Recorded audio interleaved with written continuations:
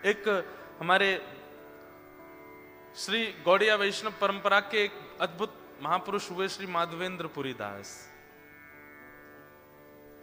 आप जगन्नाथपुरी जा रहे थे, तब जगन्नाथपुरी के मार्ग में ही एक सुंदर स्थान पड़ा, गोपीनाथ भगवान का मंदिर। बंगाल में या उड़ीसा में श्री गोपीनाथ जी का वो स्थान है।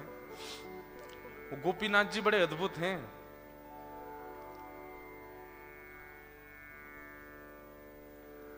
मैंने एक जगह कथा सुनी थी उनके विषय में कि जो हमारे जगन्नाथपुरी या संभवतः बंगाल में है, खीर चोरा गोपीनाथ, उनका नाम क्या है? खीर चोरा गोपीनाथ। उड़ीसा में है जी भैया, सॉरी। हाँ, पहले बंगाल और उड़ीसा एक ही थे लगभग। तो पी लो।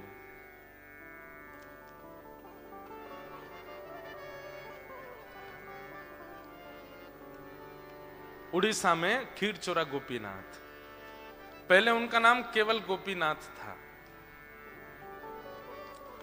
और ऐसी कथा बताते हैं कि जब प्रभु श्री राम वनवास के लिए जा रहे थे तो एक स्थान पर जाकर के एकांत में ठाकुर जी बैठते थे थोड़ी देर। तो किशोरी जी ने एक बार जिज्ञासा की कि आप क्या ध्यान करते हो, मतलब सीता जी ने। तो ठाकुर जी बोले कि मैं द्वापर में जो प्रकट होने वाला मेरा स्वरूप है उसका चिंतन करता हूं। तो सीता जी बोली हमको भी दर्शन कराओ, वो द्वापर का स्वरूप आपका कैसा होगा। तो राम जी बोले समय आने पर कराएंगे। तो राम जी रोज एक गुफा में जाते, वहां मना कर रखा था ना तो लक्ष्मण जी आना ना सीता जी आना, और एकांत में बैठ के राम जी अपने हाथों से ही ठाकुर जी का स्वरूप बनाते, अपना ही स्वरूप बना रहे थे द्वापर का। कहते हैं कि वही राम जी के द्वारा प्रतिष्ठित प्रकट स्वरूप वही गोपीनाथ जी हैं। उस रूप को देख करके सीता जी इतनी भाव विह्वल हो गई कि राम जी बगल में खड़े हैं, राम जी से कभी दृष्टि हटती नहीं थी सीता जी की, लेकिन गोपीनाथ जी का रूप देख करके सीता जी बोली आपसे ज्यादा प्रिय तो ये लग रहे हैं, कृपा कीजिएगा कि हमको भी अवसर मिले द्वापर में। बोले कि आप तो श्री जी बन के आओगे ही, आपको तो आस्वादन होगा ही इस स्वरूप का। इतना सुंदर मधुर स्वरूप है ठाकुर जी का। तो माधवेंद्र पुरी दास जगन्नाथ दर्शन करने के लिए जा रहे थे। मैं ये बता रहा हूं कि ठाकुर जी लाखों की भीड़ में किसको देखते हैं।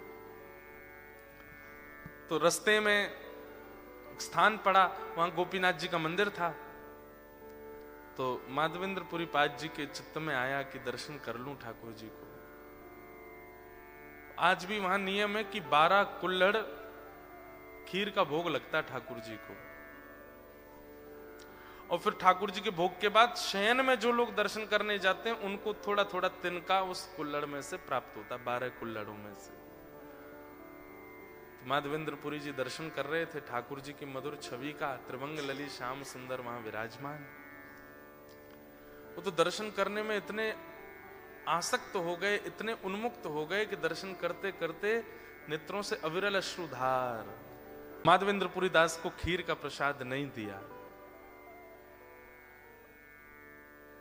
मंदिर बंद हो गया, सब बाहर चले गए।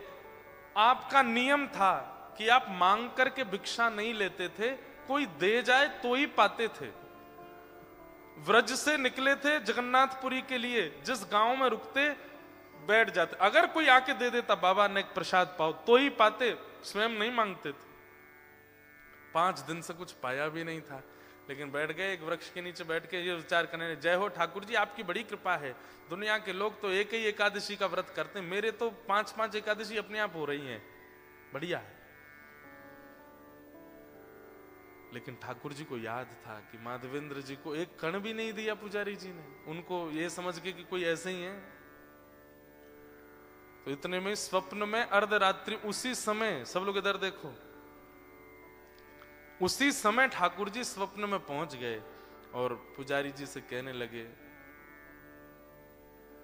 आपने आज दर्शनार्थियों में खीर बांटी, लेकिन एक मेरा परम भक्त आया उसको नहीं दिया। पुजारी जी बोले नहीं नहीं जय जय मैंने सबको दिया। बोले नहीं दिया। बोले किसको नहीं दिया? बोले एक पीछे रो रहे थे, नेत्रों से आंसू गिर रहे थे बार बार।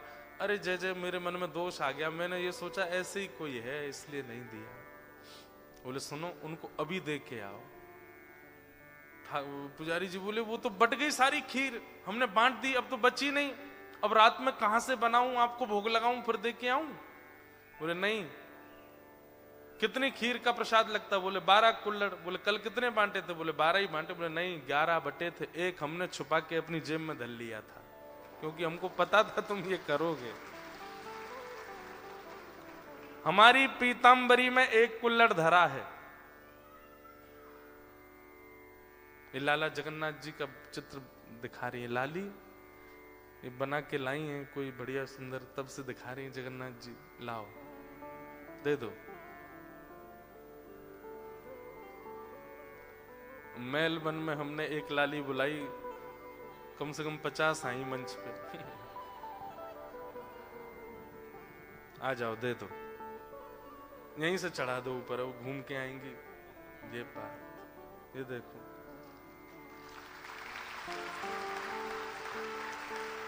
वाह, बहुत सुंदर। आद्या।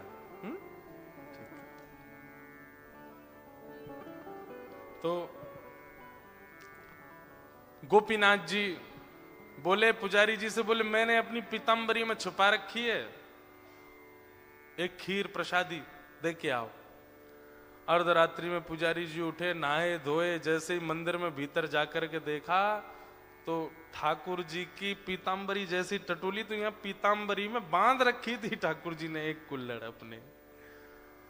पुजारी जी के तो नेत्र सजल हो गए, बोले जय जय, क्षमा प्रार्थियों, और आपके प्रेम वत्सल प्रेम भाव पे तो न्योछावर हैं, कितने आप ध्यान रखते हो सबका। लेकर के वो खीर प्रसादी दौड़ करके गए बाहर। ये लीला ठाकुर जी कितनी बार कर चुके हैं अपने भक्तों को प्रसाद पवावे की। वास्तव में ये इतने बढ़िया बढ़िया 56 भोग ठाकुर जी खुद थोड़ी पाते हैं, इनको इस बात में सुख मिलता है, बनाओ मेरे सामने धरो फिर सब में बांटो। जब आप खाते हैं ना, आप पाते हैं, तब ठाकुर जी को अच्छा लगता है। देखो कितनों स्या के पारो है, कितनों खुश है रो पाते समय। और जब जब आप प्रसाद पाते हैं तो फिर आपके पाप भी, ठाकुर जी प्रसाद रूप में ही भीतर प्रवेश करके आपके विकारों को दूर करते हैं। लेकिन कब? जब कोई व्यक्ति प्रसाद मान के ही पावे।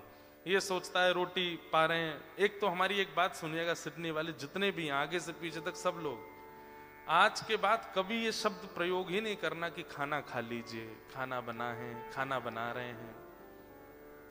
सदैव क्या कहना है? भोग बना रहे हैं। क्या बना रहे हैं? और जब ठाकुर जी को लग जाए तो उसके बाद प्रसाद पा लीजिए। क्या पा लीजिए? हाँ, कि खा शब्द का प्रयोग नहीं करना है। खाना खा लीजिए, पा लीजिए। क्या बोलना है? आपको पता है ये कितना बड़ा अपराध है?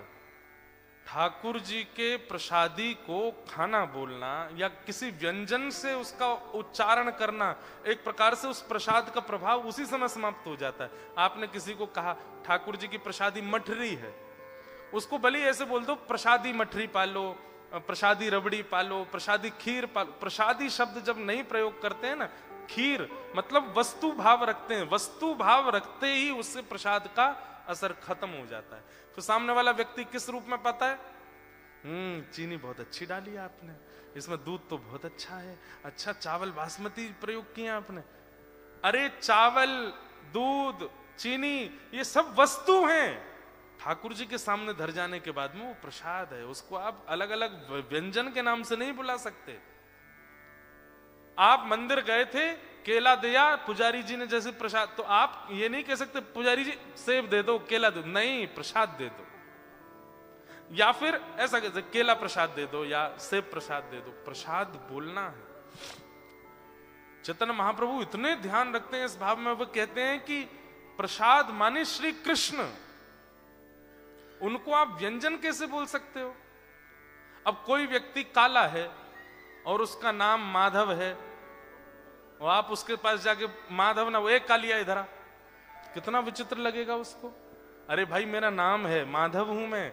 ऐसे ही जब ठाकुर जी के सन्मुख वस्तु पधरा दी जाती है ना, तो वे सौभाग्य चाहते हैं। फिर आप चावल को चावल बोलते हैं तो चावल को बड़ी तोहिन लगती है अपनी। अरे मैं प्रसाद बन गया हूं, तुम अब भी मुझे चावल बोल रहे हो। रोटी को रोटी बोलते हैं, रोटी को बहुत बुरा लगता है। और जब व्यंजनों को ही कष्ट होता है, वो व्यंजन भीतर जाकर के सुख कैसे देंगे? वो पेट खराब ही करते हैं, फिर वो हृदय गति को खराब ही करते हैं। हमारे भारत वृंदावन में आप जाना कभी, जितने भजनानंदी महात्मा है ना, सबकी 500 होगी शुगर, सबकी शुगर इतनी बढ़ी हुई है, लेकिन फिर भी देखो चकाचक पाते हैं। आप कहोगे महाराज जी शुगर बढ़ रही है इतना, तुम प्रसाद के लिए मना कर रहे हो? ये प्रसाद है, ये हमारा अनित नहीं कर सकता। और कितने महापुरुषों को हमने देखा, खूब 90-90 वर्ष के होके गए, चकाचक पाके गए। क्यों? क्योंकि उन्होंने उसके प्रति मिठाई का भाव नहीं रखा, चावल का भाव नहीं रखा, खीर का भाव नहीं रखा, प्रसाद का भाव रखा।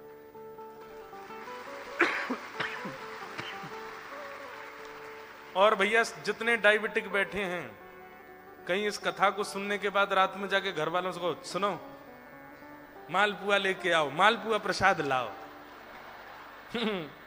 महाराज जी बता के गए थे, गुलाब जामुन प्रसाद, अब तो चकाचक खवाओ हमको। भाई उसमें भी तुम्हारी जीव तो है ना, ये लपलपानी नहीं चाहिए। उस भाव से पाओगे तो शुगर बढ़ेगी।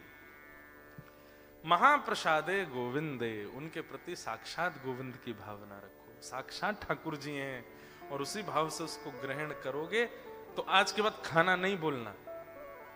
कम से कम इतने लोग ही सुधर जाएं तो बहुत हो जाएगा ना। मैं कहीं लोगों के घर जाते हैं, महाराज जी चलिए खाना तैयार है, तो इतनी पीड़ा होती है। खाना नहीं है वो प्रसाद है, ठाकुर जी का भोग लगा है। और दूसरा नियम बना लीजिए, कोई भी वस्तु ठाकुर जी को बिना निवेदित नहीं पानी है, ठाकुर जी को निवेदित करके पाओ। तो माधवेंद्रपुरी दास जी के पास ठाकुर जी ने वो खीर बचा के रख ली, बोले दे आओ। पुजारी जी गए, माधवेंद्रपुरी दास जी बैठे थे, ठाकुर जी का स्मरण कर रहे थे। पुजारी जी गए, बोले आप ही माधवेंद्रपुरी दास हैं? नाम सुन, आपको हमारा नाम कैसे पता? बोले कि अब बस पूछिए मत, पहले तो आप अपने चरण छुपाइए। चरण पकड़ लिए। वो अरे आप ये क्या कर रहे हैं, आप पुजारी हैं गोपीनाथ जी के। पूरा वृत्तांत बताया। बोले विश्व के लोग दर्शन करने आते हैं यहाँ पे, लेकिन आज पहली बार अनुभव किया मैंने कि ठाकुर जी ने किसी का दर्शन किया। ठाकुर जी ने ऐसे ऐसे अपनी गोजे में, गोजा बोलते हैं जेब को, ब्रज भाषा में जेब को बोलते हैं गोजा, अपने गोजे में आपके लिए खीर प्रसादी छुपाई, क्योंकि मैंने आपको दी नहीं थी। तो ठाकुर जी ने आज्ञा करके स्वप्न में कहा कि माधवेंद्रपुरी दास को देकर के आओ। ये सुनते ही बोले अच्छा मेरे लिए खीर छुपा ली? बोले हाँ। नाचने लगे, बोले ये गोपीनाथ नहीं है, ये तो खीर चोरा गोपीनाथ है। कौन है? खीर चोरा गोपीनाथ। और उसी दिन से ठाकुर जी का नाम पड़ गया क्या? वहां बोलते हैं क्षीर चोरा, अब हमारे यहाँ क्षीर को खीर बोलते, तो खीर चोरा गोपीनाथ। आप दर्शन करते हैं ये एक बात है, ये सामान्य बात है। बंधु नित्य मंदिर जाओ, नित्य मंदिर जाओ, आप देखो ठाकुर जी को और प्रतीक्षा करो कि किस दिन आप देखोगे मुझे।